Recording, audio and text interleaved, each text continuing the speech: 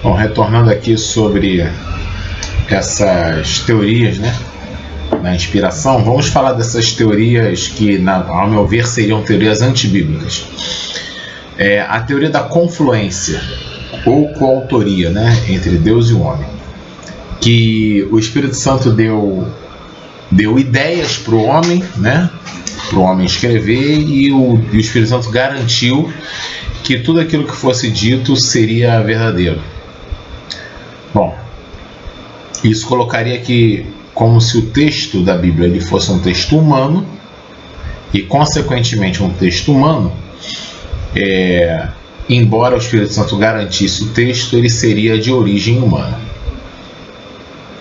Parece até fazer um certo sentido, mas a gente vê o seguinte: se o texto ele é de autor humano, tá? Se ele vem tem algum mérito humano, né? O texto ele não é o texto ditado pelo Espírito Santo, a gente vai ver o seguinte, que aqueles versículos, né, que nós vimos ali quando a gente começou a falar de inspiração, aqueles versículos 2 Timóteo 3,16 e 2 Pedro 1,21, esses versículos eles não bateriam, eles não seriam verdadeiros, eles não estariam de acordo, e consequentemente essa teoria ela não pode ser verdadeira. Existe também a teoria da inspiração natural, que significa que a inspiração da Bíblia corresponde a um momento de superioridade do homem natural. Da mesma forma como, por exemplo, Beethoven estaria inspirado quando fez a nona sinfonia dele. Mais uma vez, isso aí vai violar 2 Pedro 1, 20 e 21, né? Porque fala da característica da profecia, né? Característica do texto bíblico, que ela não é de particular interpretação, ela não é de vontade humana e ela foi dada totalmente pelo Espírito Santo. Existe também uma teoria que diz que é a inspiração parcial, que diz o seguinte: a Bíblia ela é inspirada somente naquilo que fala de questões espirituais, né? E aí a gente vê que esse texto também não está batendo com o texto de 2 Timóteo 3,16 e 2 João 3,12. O que se diz em 2 João 3,12? Se vos falei de coisas terrestres e não crestes, como crereis se vos falar das celestiais? Ou seja, o que está sendo dito por Deus são verdades espirituais o tempo inteiro. E, consequentemente, aquilo que está sendo dito não tem uma parcela humana e uma parcela espiritual. Não. Tudo aquilo ali é texto espiritual. E ainda tem um outro problema, né? Fala o seguinte: o que seria, quem determinaria o que é inspirado ou não inspirado? Seria o ser humano. Então aquilo que a pessoa não gosta, ela colocaria como não inspirado, e aquilo que a pessoa gosta, ela colocaria como inspirado, e a autoridade seria do ser humano, né? Existe também a teoria do pensamento principal, né? Que Deus deu um pensamento na pessoa e a pessoa foi lá e escreveu do jeito que ela quis. Só que nós temos 3 versículos que batem com isso aí. Salmo 138,2 fala: inclinar-me-ei para o seu santo templo e louvarei o teu nome para a tua benignidade e pela tua verdade, pois engrandeceste a tua palavra acima de todo o teu nome. Está falando aí a palavra, né? Outro também, quando fala em Mateus 5,18: porque em verdade vos digo que até o céu e a terra passem, nem um jota ou um tio se omitirá da lei sem que tudo seja cumprido. J e tio, a menor letra do hebraico e o menor sinal no hebraico. Mais uma vez aí, não é ideias e pensamentos, são palavras, letras e sinais. 1 Coríntios 2,13 fala: as quais também falamos não com palavras de sabedoria humana, mas com as palavras que o Espírito Santo ensina, comparando as coisas espirituais com as espirituais. E em 2 Timóteo 3,16 que fala: toda a escritura é divinamente inspirada e proveitosa para ensinar, para redarguir, para corrigir, para instruir em justiça. Então veja, a ênfase que está sendo dada aí sempre as palavras e até letras e sinais, quando Jesus fala em Mateus 5,18. Então a gente não tem base na Bíblia para falar que a inspiração seria das ideias principais, né? E a última teoria aqui seria do encontro místico. Café é muito bom. O encontro místico diz o seguinte, que as pessoas tiveram encontros emocionais e espirituais ao mesmo tempo com Deus. E esses encontros, nesse momento aí, o Espírito Santo soprou palavras naquela pessoa, né?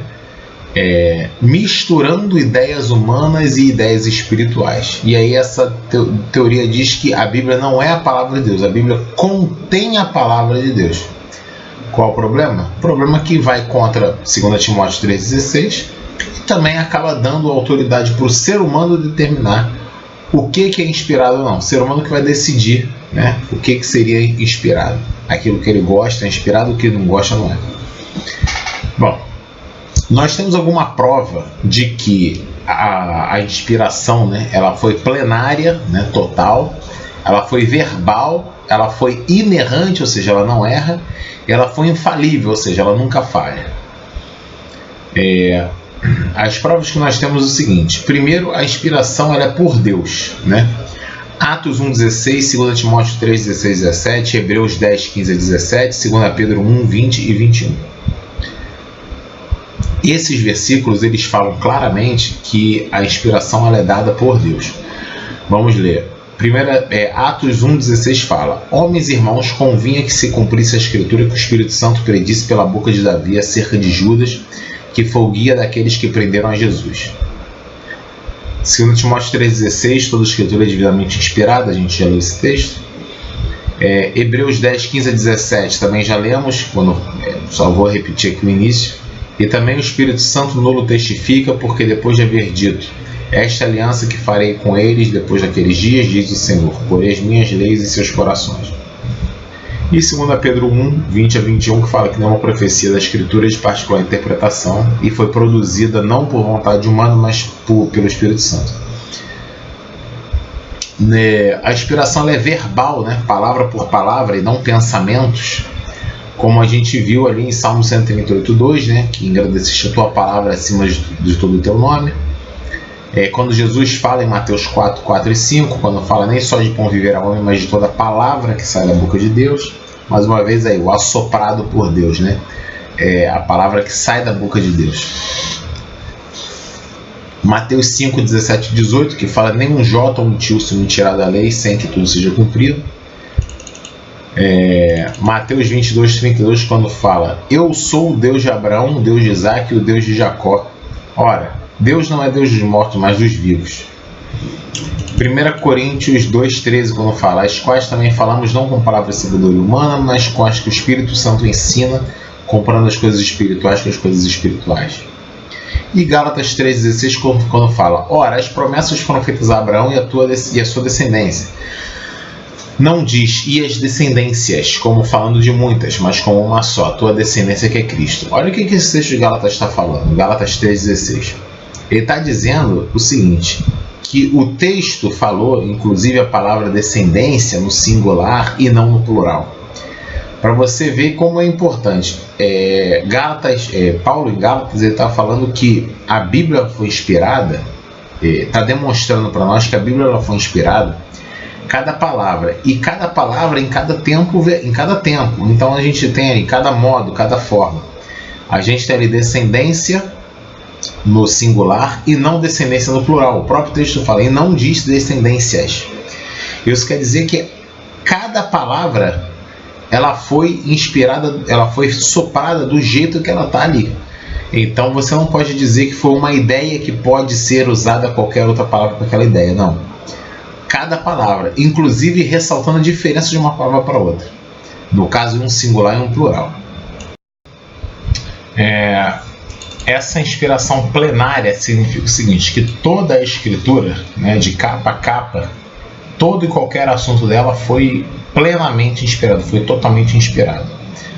Portanto, nós vemos isso em 2 Timóteo 3, 16 e 17, que a escritura ela foi plenamente inspirada, ou seja, todo aquele conjunto de livros ali foi inspirado.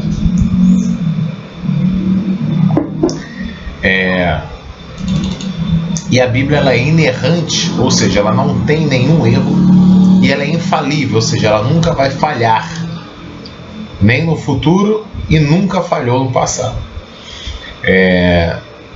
Nós vemos ali em João 10:35, fala: pois se a lei chamou deuses aqueles a quem a palavra de Deus foi dirigida, e a escritura não pode ser anulada, o texto está falando que a escritura, aquela parte ali do Antigo Testamento não pode ser anulada.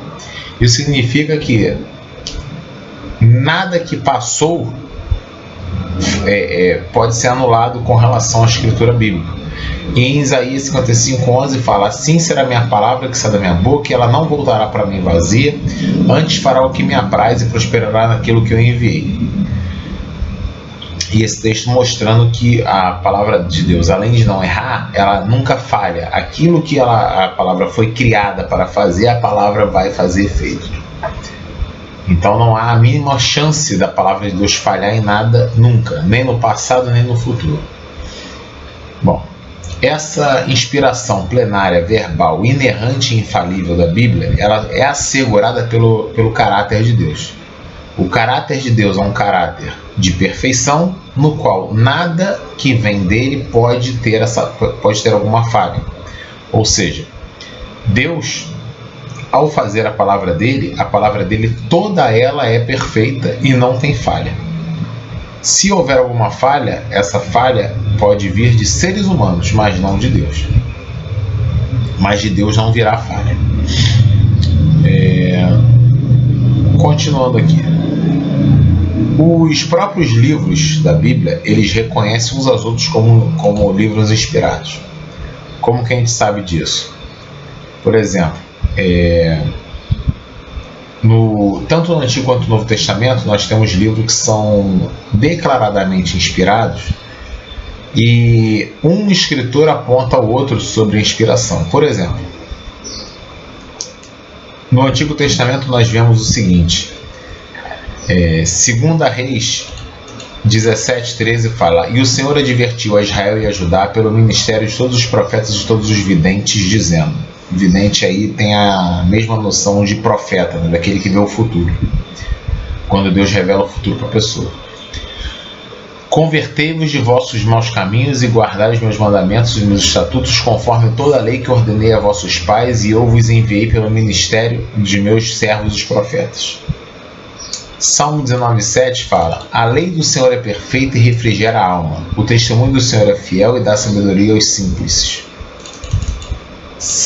Salmo 33:4 fala: porque a palavra do Senhor é reta e todas suas obras são fiéis. Salmo 119:39 fala: para sempre, ó Senhor, a tua palavra permanece no céu. Isaías 8:20 fala: a lei é o testemunho, e se eles não falarem segundo essa palavra, é porque não há luz neles. Isaías 8:20. Em Gálatas 3:10 fala: todos aqueles, pois, que são das obras da lei estão debaixo da maldição, porque está escrito: maldito todo aquele que não permanecer em todas as coisas que estão escritas no livro da lei para fazê-las. E 1 Pedro 1:23 fala: sendo de novo gerado, não de semente corruptível, mas da incorruptível pela palavra de Deus, viva e que permanece para sempre. Então você vê aí os livros reconhecendo que outros livros são inspiração de Deus. Os livros de Pedro reconhecem os livros de Paulo como livros inspirados. 2 Pedro 3:15-16 fala o seguinte. Deixa eu pegar aqui o texto. E tende por salvação a longanimidade de nosso Senhor, como também o nosso amado irmão Paulo vos escreveu, segundo a sabedoria que lhe foi dada. Falando disso, como em todas as suas epístolas, entre as quais há pontos difíceis de entender, que os indoutos e inconstantes torcem, e igualmente as outras escrituras para a sua própria perdição. Pedro está falando o seguinte, que indoutos e inconstantes torcem a Bíblia, os escritos de Paulo. Ou seja, desde aquela época já tinha gente falsificando os textos de Paulo. E Pedro fala, e igualmente as outras escrituras. Bom, se Pedro está dizendo que as outras escrituras foram também modificadas por pessoas perdidas e tudo mais, outras escrituras significa que as primeiras que ele fala ali também são escrituras. E o que são as primeiras que ele fala? As cartas de Paulo. Ele está dizendo que não só aquilo que Paulo escreveu, né, como em todas as suas epístolas, né, e as outras escrituras. Então ele está reconhecendo que aquilo que Paulo escreveu era escritura, né? Pedro está reconhecendo isso. E os escritos de Pedro e Paulo reconhecem que todo o resto das escrituras também é inspirado. Foi o que a gente leu em 1 Timóteo 3,16, quando fala que toda a escritura é divinamente inspirada, e quando a gente vê em 1 Pedro 1,20, quando fala nenhuma profecia da escritura é de particular interpretação.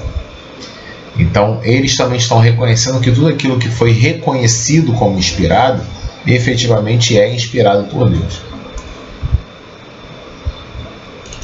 O próprio Jesus também, ele reconheceu a inerrância e a infalibilidade da inspiração da Bíblia. Por exemplo, e ele também reconhece que a Bíblia foi perfeitamente preservada por Deus. Como? E em João 10,35 fala: pois se a lei chamou deuses aqueles a quem a palavra de Deus foi dirigida, e a escritura não pode ser anulada. Ele, porém, respondendo disse, aí em Mateus 4,4: está escrito, nem só de pão viverá o homem, mas de toda a palavra que sai da boca de Deus. Mateus 5,17-18 fala: não cuideis que vim destruir a lei os profetas, não vim abrogar, mas cumprir, porque em verdade vos digo que até que o céu e a terra passem, nem um jota ou tio se omitirá da lei, sem que tudo seja cumprido. Mateus 15,17-18.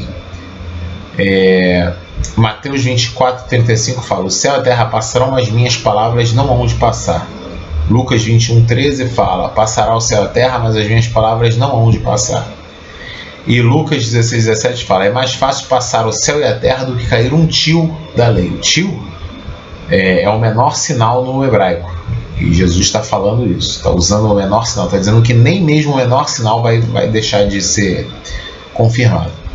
Uma coisa que a gente tem que lembrar é o seguinte: já conversei com alguns teólogos sobre isso, eles simplesmente não conseguem entender. E quando eu explico para eles, os teólogos ficam tipo olhando para o vazio, porque não conseguem nem entender, nem muito menos refutar. Que é o seguinte: Jesus, ele cita lá a lei.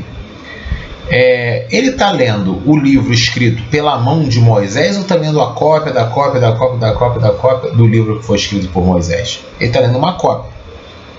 E Jesus chama aquela cópia de escritura. Ele está com uma cópia perfeita em mãos e está chamando aquilo ali de escritura, chamando de lei e tudo mais. Era aquilo que as pessoas tinham acesso na época. Isso significa que Jesus está considerando que a cópia é inspirada. E o que acontece é que os teólogos de hoje eles aprendem que a única coisa que foi inspirada foi o texto original e as cópias não foram inspiradas. Se elas não foram inspiradas, se elas não foram preservadas como palavra perfeita de Deus, Jesus mentiu ao citar a cópia do livro de Moisés ou de qualquer outro livro do Antigo Testamento, não só de Moisés, como escritura. Ele usou como escritura inerrante e infalível. O que? A cópia. Uma cópia seguida de outra cópia. Consequentemente, para Deus, a cópia ela é inspirada por Deus, ela é inspirada por Ele. Jesus testificou isso. E se você diz que a cópia não é inspirada, você está dizendo que Jesus errou ao considerar inspirada aquela cópia que ele estava utilizando. Então fica a seu critério aí se você vai achar que Jesus que errou ou se é você que está errado. Enfim, eu estou até muito educado porque quando se trata desse assunto eu fico meio raivoso com alguns teólogos aí. Bom, vamos lá. Existem algumas objeções aí de pessoas dizendo que a Bíblia não é totalmente inspirada e que a própria Bíblia confirmaria isso. Bom, tem alguns textos aqui que são usados para dizer que a Bíblia disse que não é inspirada. Vamos ver um por um. Bom,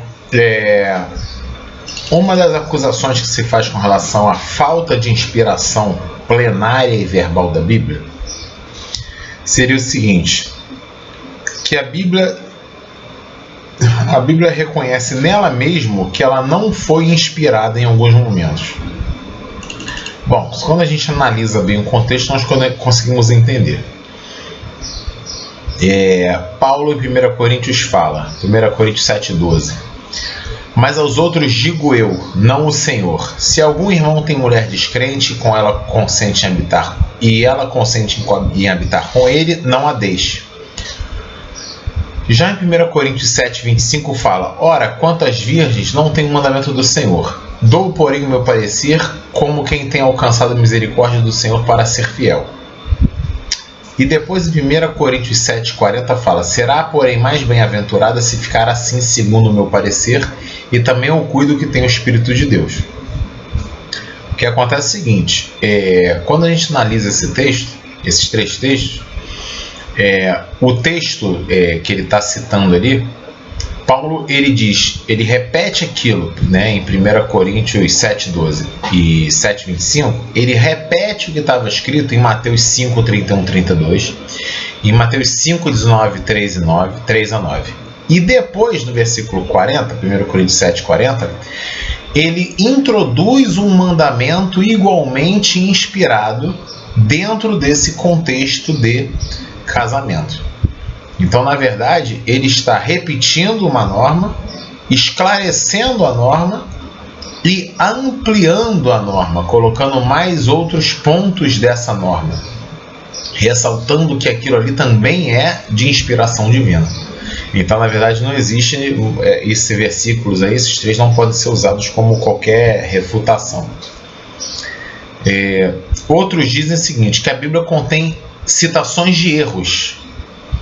Realmente a Bíblia tem citações mentirosas, mas essas citações mentirosas não são de Deus. São citações de humanos ou do diabo e seus demônios, narrando coisas mentirosas, e a Bíblia confirma que aquilo ali está sendo narrado por aquela pessoa mentirosa. Por exemplo, Salmo 10,4: pela altivez do seu rosto o ímpio não busca a Deus, todas as suas cogitações são de que não há Deus. Deus está dizendo o seguinte, o Espírito Santo inspirou o seguinte ali: é verdade absoluta que o ímpio não busca a Deus e que o ímpio diz que não há Deus. É uma verdade isso, é uma verdade total. E isso que foi inspirado. Essa declaração do ímpio é uma declaração que o ímpio crê que seja verdadeira. É verdade que o ímpio vive assim, de que não há Deus. Assim como Gênesis 3, 4 e 5, Gênesis capítulo 3, versículos 4 e 5 fala: então a serpente disse à mulher: certamente não morrereis, porque Deus sabe que no dia que dele comerdes, se abrirão vossos olhos e serei como Deus, sabendo o bem e o mal. A serpente, quando está falando isso, e o texto é inspirado, a inspiração do texto reconhece, declara que é verdade que a serpente falou, o diabo, falou isso. Ou seja, não está dizendo que a declaração, o conteúdo da declaração do diabo seja verdadeiro. Está dizendo que é verdade que o diabo declarou. Tá? Declarou o quê? Uma mentira. Outras pessoas também dizem que a Bíblia não pode ser plenamente inspirada porque ela teria erros históricos científicos. Por exemplo, a Bíblia fala sobre pôr do sol e nascer do sol. Bom, como se o sol tivesse em volta da Terra, e a Terra fosse o centro. Bom, na verdade o que acontece é o seguinte, inclusive cientistas, astrônomos, usam esse termo, pôr do sol, nascer do sol, por ser um referencial simples e cômodo para descrever a realidade. Nenhum astrônomo está dizendo que o sol, que a Terra está no centro e o sol girando em volta. O astrônomo está fazendo isso por uma questão de referencial cômodo, que todas as pessoas usam por uma questão de visualização padrão do nascer e do pôr do sol. A Bíblia também ela não é um livro sobre ciência matemática, mas quando ela fala de ciência, seja ciência matemática ou não, nesse caso aqui da astronomia que a gente está falando, ela não é um livro de ciência, mas ela não erra. Isso significa que quando ela fala sobre pôr do sol e nascer do sol, ela está descrevendo um parâmetro normal de utilização humana que inclusive é utilizado hoje ainda. Tem gente que diz o seguinte, a Bíblia tem erros, históricos científicos porque a Bíblia não fala a verdade de tudo. realmente a Bíblia não fala a verdade de tudo. Por exemplo, João 20, 30 e 31 fala que Jesus operou muitas coisas na presença dos seus discípulos que não estão escritos nesse livro, o Evangelho de João. E o próprio livro fala, as coisas que estão escritas aqui são suficientes para que vocês creiam que ele é o Filho de Deus. Ou seja, a Bíblia nunca diz que toda a descrição do universo está nela. A Bíblia descreve tudo aquilo que é suficiente para que o ser humano adquira a salvação por Cristo. A Bíblia ela tem o suficiente para isso, mas ela não precisa descrever toda a construção do universo do primeiro ao último segundo de existência. Ela não é um livro para isso. Existem relatos também na Bíblia que são relatos complementares. Por exemplo, a gente vê naquele relato das inscrições, da inscrição que estava em cima da cruz de Cristo. Tem gente que fala as inscrições são diferentes, é que a Bíblia errou. Não, é porque são pontos que estão sendo ressaltados ali. E as inscrições são complementares. Quando você vê o conjunto inteiro, você vê qual é o texto inteiro que estava escrito em cima da cabeça de Jesus. A questão ali é que a Bíblia está se utilizando pontos complementares de cada pessoa em direção a cada alvo daquela mensagem.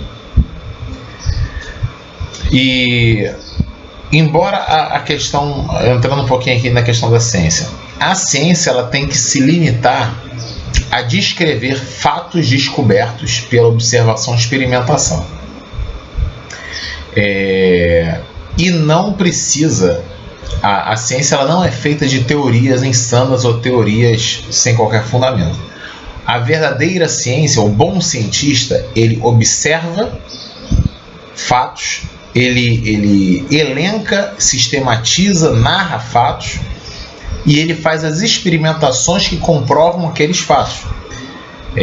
Então, com relação à ciência, você nunca pode dizer assim, a Bíblia ela é contra a teoria da evolução, ou ela é contra uma determinada teoria científica. Bom, a Bíblia, quando ela descreve a realidade, ela sempre acerta. E o cientista é uma pessoa que tem que descrever a realidade. Portanto, a Bíblia ela não necessariamente vai estar a favor ou contra determinadas teorias científicas, porque teorias científicas não são necessariamente fatos, elas são teorias científicas.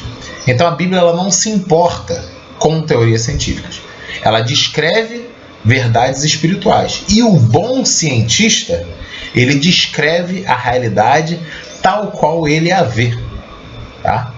E não fica bolando teorias que podem ou não ter algum fundamento. Enfim, a Bíblia teria contradições, segundo alguns críticos, né? Por exemplo, Números 25:9 e 1 Coríntios 10:8 teriam contradições. Porque em um texto fala que morreram 24 mil e outro texto fala que morreram 23 mil. Bom, e aí? Qual o texto que é verdadeiro? Os dois são verdadeiros. O que acontece é que em Números fala que o total que morreu da praga foram 24 mil.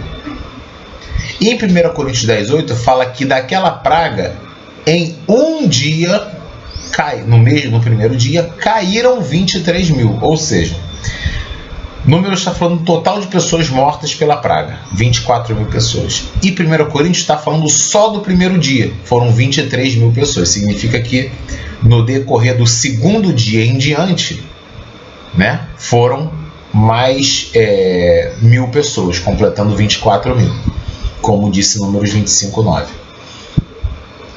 Também nós vemos o seguinte, Lucas 6:17 e Mateus 5:1, quando fala do Sermão do Monte, que um texto fala que o sermão foi no monte, outro diz que foi num lugar plano. Na verdade, o que acontece? Em Mateus 5:1, o sermão é feito em um monte, porque fala, e Jesus, vendo a multidão, subiu a um monte e assentando-se aproximaram dele seus discípulos. Então está falando que o sermão está sendo falado em um monte. Jesus subiu em um monte e começou a fazer uma série de declarações. Já em Lucas 6:17 fala, e descendo com eles parou no lugar plano, e também um grande número de seus discípulos, uma grande multidão do povo, etc, etc, e começou a ao ouvirem Jesus falar. Então o que acontece ali foi que são 2 sermões. Um sermão é falado ao subir no monte e um sermão é falado num lugar plano depois que já tinham descido de um monte. Tá? Então não tem contradição aí. São 2 sermões em 2 momentos, 2 lugares diferentes. Mateus 20, 29 e o texto de Marcos 10, 46 e Lucas 18, 35 estariam em contradição, porque falam de um cego, o outro fala de 2 cegos, um fala da entrada de Jericó, outro fala da saída de Jericó. Vamos lá. Primeira explicação é o seguinte, vamos ler o texto e vamos entender. Mateus 20, 29 fala: e saindo eles de Jericó, seguiu grande multidão. Em Marcos 10, 46 fala: e depois foram para Jericó, e saindo ele de Jericó com seus discípulos uma grande multidão, Bartimeu, o cego, filho de Timeu, estava sentado junto do caminho, mendigando. E Lucas 18, 35 fala: e aconteceu que chegando eles perto de Jericó, estava um cego assentado junto ao caminho, mendigando. Na verdade, o que acontece? Um texto fala de 2 cegos e um texto ressalta apenas um deles. Então Mateus fala que são 2 cegos. Marcos e Lucas falam somente de um cego que se destacou ao se aproximar de Jesus, que era Bartimeu, o nome desse cego. E lembrando o seguinte, que existem 2 Jericó, a velha Jericó e a nova Jericó. Então você vê que Jesus, ou uma explicação possível é que Jesus está saindo da nova Jericó, indo para a velha Jericó, que tinha uma distância de 1 quilômetro entre elas, e quando eles saem da nova Jericó, eles saem da nova, eles encontram 2 cegos. E quando eles vão entrar na velha Jericó, eles encontram um cego chamado Bartimeu. Então você tem 2 explicações aí. Eles estão saindo da nova Jericó, indo para a velha Jericó. Então eles saem, encontram 2 cegos, chegam na outra, encontram um cego, Bartimeu. E a outra explicação é a primeira que eu falei. Existem 2 cegos ali, na entrada. Seria somente uma Jericó, não sabemos se é a velha ou a nova, mas eles estariam em uma Jericó. E aí o texto fala de 2 cegos, enquanto que os outros 2 textos falam só do cego que se destacou, que foi um cego chamado Bartimeu. Ou seja, 2 explicações são suficientes para provar para você que não existe qualquer forma de divergência aí. Quer dizer, tem 2 explicações plenamente plausíveis para explicar um texto que não possui contradição. E também em Mateus 8, 5 a 13 e Lucas 7, 1 a 10 fala-se que existiria diferença entre os textos, que um texto estaria errado, porque um texto fala do centurião de Cafarnaum, que foi até Cristo, e outro texto fala do que o centurião enviou anciões judeus para falar com Jesus. A explicação para ele é o seguinte: o centurião, ele ouviu falar de Jesus e enviou anciões judeus para falar com Jesus. Depois enviou amigos, depois foi ele mesmo, e depois ele creu, e depois voltou à sua casa e constatou o milagre que Jesus tinha feito. Tá? Mateus ele se centra mais na pessoa do centurião, enquanto que Lucas descreve todos os acontecimentos anteriores ao centurião chegar. Tá? Eu sei que já passou meia hora, mas eu vou finalizar esse assunto aqui. A Bíblia ela teria erros em profecias. O que acontece é o seguinte: existem profecias que elas não se cumpriram ainda, mas parte delas se cumpriu. E por causa disso, as pessoas diriam que existiriam erros em profecias. Por exemplo, em Zacarias 14, em Zacarias 12, 3 e 4, Zacarias 12, 9 a 10, Zacarias 13, 6, Zacarias 14, 4 a 10, Zacarias 14, 12, Zacarias 14, 16 e 17, são textos que têm uma certa ligação com os textos que nós vemos para acontecer em Apocalipse com relação ao povo judeu, e também textos que se encaixam com as profecias do livro de Daniel, do profeta Daniel, com relação ao final dos tempos. O que acontece é o seguinte: é necessário você separar cada pedaço e ver cada pedaço que foi cumprido ou não. Por exemplo, quando Jesus cita Isaías, quando fala que ele veio para salvar, o texto fala salvar, julgar e restaurar, né? Mas quando Jesus fala assim, veio salvar, e para o texto. Por quê? Porque naquele momento ele veio salvar. Depois, num momento futuro, Jesus virá julgar. Depois, num outro momento futuro, Jesus virá restaurar. Isso significa que Jesus ele está reconhecendo ali essa forma de interpretar uma profecia, de que não necessariamente uma profecia se cumpre toda de uma vez só. Às vezes uma parte dela se cumpre, uma outra parte se cumpre, outra parte se cumpre, por aí vai. É também conhecido como lei dos montes, ou lei dos vales e montes, ou seja, entre cada monte existe um vale, né, de espaço indeterminado no qual vai acontecer alguma coisa entre uma profecia e outra.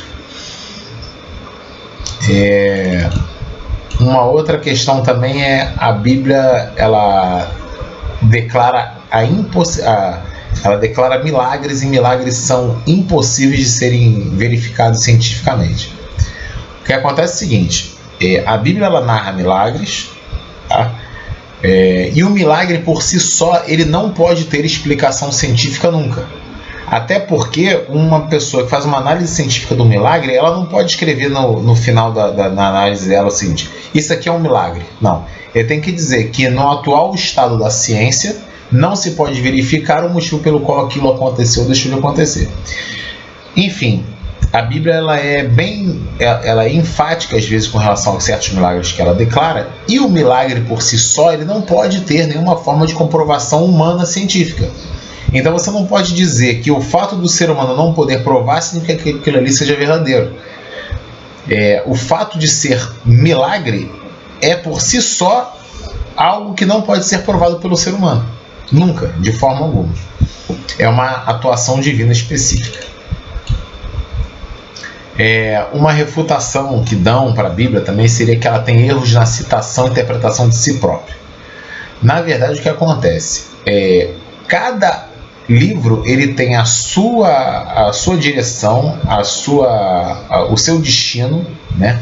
As pessoas que devem receber aquele livro, aquela mensagem, às vezes só um versículo, um capítulo. E o Espírito Santo ele reexplica certos pontos. Por exemplo, o Espírito Santo ele é autor da Bíblia. Nós vemos aquele texto de Pedro. Esse é um texto meio complicado que muita gente se confunde. O texto quando Pedro fala o seguinte: isso é que foi dito pelo profeta Joel, que derramarei meu espírito sobre toda a carne, etc. O livro de Joel ele fala algo que não aconteceu ainda. A narração da profecia de Joel nunca aconteceu ainda. Ela vai acontecer no milênio. Vai ser um momento especial aí. No milênio não, desculpa. Ela vai acontecer durante a grande tribulação. Mas o que acontece ali é que o Espírito Santo inspira Pedro para Pedro dizer o seguinte: olha, o que vocês estão vendo aqui é semelhante àquilo que está descrito pelo profeta Joel. Ou seja, o que está descrito pelo profeta Joel não está acontecendo agora. Mas o que vocês vão ver aqui é semelhante ao que ele disse. E aí ele fala: que derramarei meu espírito sobre toda a carne, vossos filhos e vossas filhas profetizarão, vossos velhos terão visões, etc. O texto de Pedro ali, né, que está escrito em Atos, né, na mão de Lucas, pela mão de Lucas, Pedro está inspirado pelo Espírito Santo explicando aquele texto de Joel. O Espírito Santo tem o direito de explicar o texto que ele mesmo ditou anteriormente. E é por isso que nós vemos que o próprio Espírito Santo, ele nunca altera, mas às vezes ele amplia ou restringe, mediante explicações, aquilo que ele mesmo já tinha dito na palavra dele, para facilitar o entendimento humano. E o último ponto que eu quero falar sobre a questão seria a Bíblia ter imoralidade. Bom, a Bíblia tem imoralidades porque ela narra imoralidades humanas, inclusive imoralidades dos próprios escritores dos livros, né? A Bíblia não possui imoralidades sendo ela imoral. Ela possui a narração de imoralidades humanas, porque a Bíblia ela é verdadeira. Quando ela narra coisas que são verdades, são acontecimentos pecaminosos e que estão sendo narrados por ela, numa demonstração de que o Espírito Santo ele não esquece, né, aquilo que o ser humano fez de errado. Ela está narrando um acontecimento pecaminoso, ressaltando que aquele acontecimento ali é realmente pecaminoso, mas que ela não deixa passar.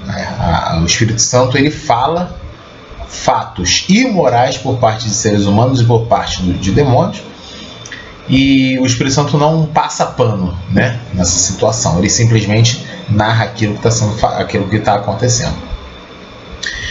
Por exemplo, Deuteronômio 24:1, ele narra situações que são contra uma norma do divórcio, que é contra a vontade de Deus, mas que Deus permite que aconteça. Por exemplo, em Mateus 5:31 e 32, Jesus ele amplia essa lei do divórcio, mostrando que o divórcio, embora Deus seja contrário, ele permite, só que as situações são muito especiais.